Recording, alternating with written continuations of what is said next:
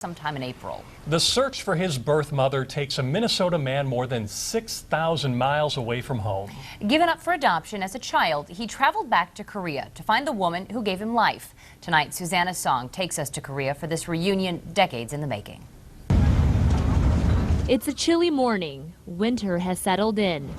Jon Huston passes by barren trees and naked rice fields. It brought some memories back. Warm memories? Warm memories.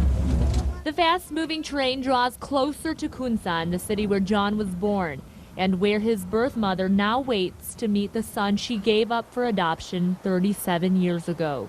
I was very nervous. I didn't know what was going to happen. I guess that was the most nerve-wracking thing, is to know if I was going to be accepted or rejected. You know, I would maybe meet her and then she'd say, okay, now leave. Jon never imagined he'd find his way back here. He was 6 years old when he last saw his birth mom, Mija Kim. We told you about his incredible journey, how his dad was an American soldier who met his mother in Korea while stationed there, but died in combat in Vietnam. Jon's mother could not raise him on her own, so a family from Buffalo, Minnesota adopted him. When Jon got married and held his first child, Julia, he says it was then he longed to find his birth mom. I didn't want her to go, you know, to her grave thinking what happened to her son. He searched for 10 years, but nothing. Then in October, out of nowhere, a Korean TV reality show asked Jon to share his story. He appeared on the show using a webcam from his Minnesota home. What I'd like to tell my birth mother. It took just a week for the show to find Jon's birth mom. We showed you their reunion in November. Uma. Uma. She's coming now. Jon could see her and hear her, but Mija, she was still thousands of miles away. I personally wanted her to see me, you know. She said, "Oh, Hongsu, I miss you really." Touch me, pinch me, just to, you know, show her that I'm real.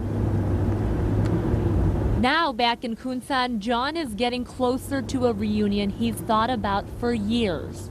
How, he worried, would his birth mom react?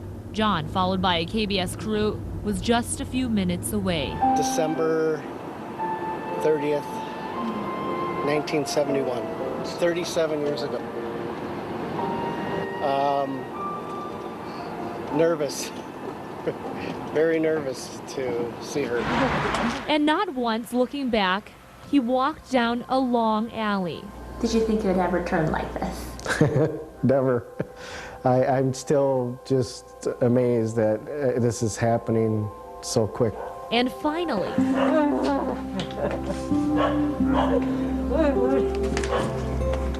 she wouldn't let go. Her only child, now back in her arms. I couldn't stop crying. And with her two fragile hands, Mija cupped his face. Tears of happiness to finally find her and to tell her, to reassure her that she did the right thing. His face hasn't changed much, she says, quite surprised. When they stepped inside her home, She had this really big picture of me hanging on the wall, and it was me. For 37 years, she hung on to these pictures. it didn't matter anymore that so much time had gone by. I felt close at that time, so, you know, it's just one of those nature things where I just, you know, hung on to her. I mean, this was my birth mom. For Jon, the bond was instantaneous. She told my translator, she goes, "Did he just fall out of the sky? He's all of a sudden here."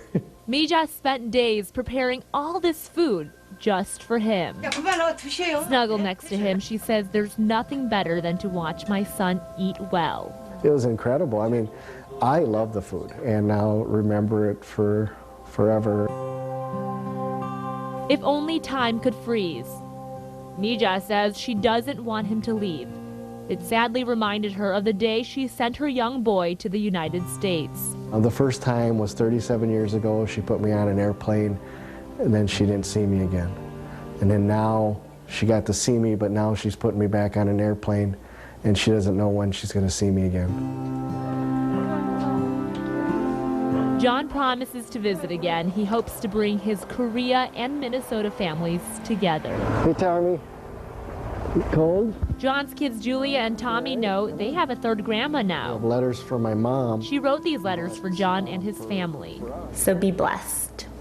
할머니가, 할머니 means grandma. 보고 싶던 아들아, in my dreams, the son I've always wanted to see. She said that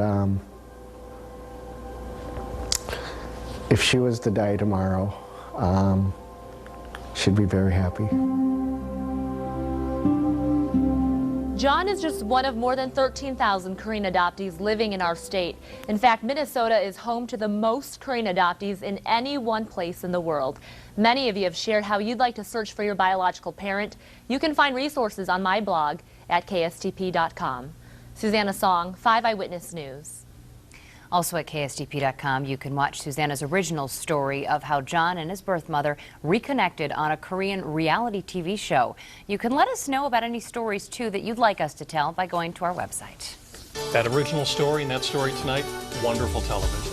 Yes, it's amazing to watch that family reunite. Well worth a second, third, fourth, and fifth look. It is. Definitely. A tough act to follow, too, because now we've got to talk about cold.